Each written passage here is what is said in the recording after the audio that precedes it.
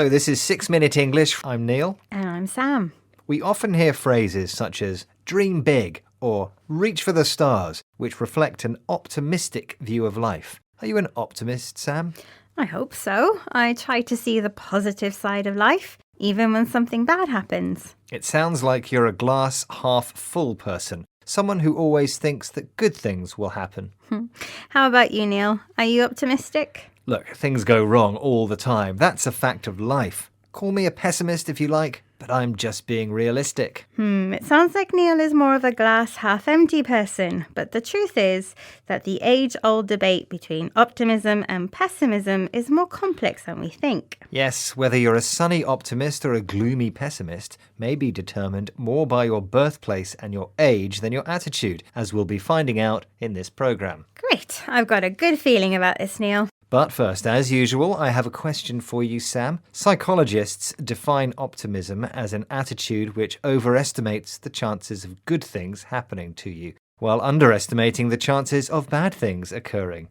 So, what proportion of the British population, do you think, describe themselves as optimistic? Is it A, 20%, B, 50%, or C, 80%? I'll choose the largest, 80%. Okay, Sam, we'll find out if your optimistic answer is the correct one later in the programme. Someone who probably wouldn't agree with you, though, is BBC World Service listener Hannah. Hannah grew up in Germany before moving to the United States. She thinks Americans tend to be more optimistic than people back home in Germany, as she told BBC World Service programme Crowd Science. Well, I think the stereotypical perceptions of Germans is that we're quite pessimistic, and that kind of tends to come across as being a bit of a Debbie Downer, when in actuality Germans just tend to be avid planners for all eventual negative eventualities as well.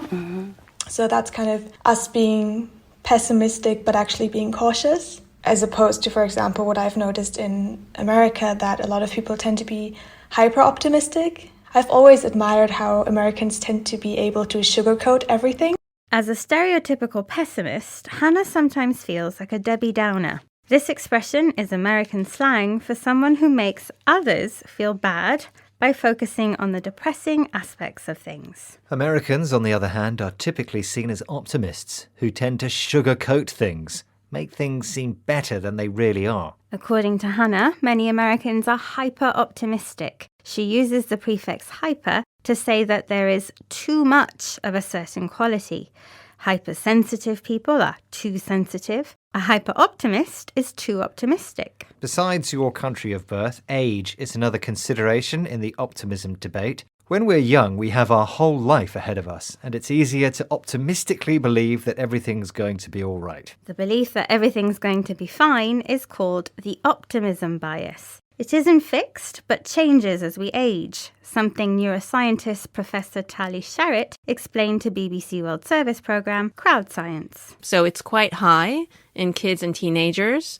They think, oh, everything's going to be fine, and then it goes down, down, down, and it hits rock bottom in your midlife, at which point the optimism bias is relatively small, and then it starts climbing up again, and it's quite high in the elderly population, and that goes absolutely against our view of the grumpy old man or woman.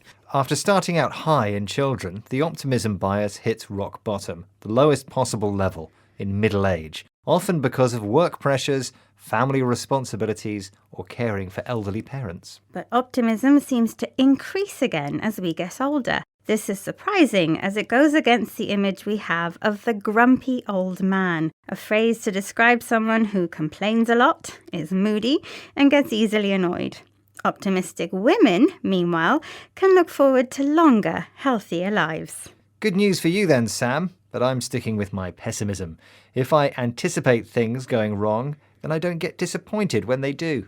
That's actually a fairly positive way of looking at things, Neil, but I'm not sure if most people would agree with you, or Maybe they would. It depends on the answer to your question. Right, I asked Sam what proportion of British people describe themselves as optimistic, And optimistically, I said it was C, 80%. which was the correct answer. Of course it was.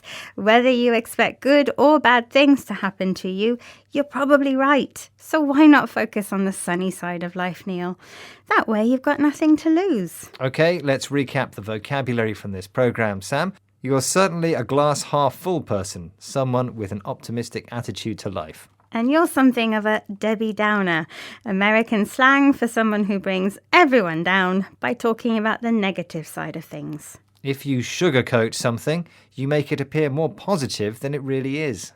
The prefix hyper is used before an adjective to show having too much of that quality. For example, hypercritical means being too critical. If something hits rock bottom, it reaches its lowest possible level. And finally, the phrase grumpy old man can be used to describe someone who always complains, is intolerant, and gets annoyed easily. A bit like Neil. Thank you very much.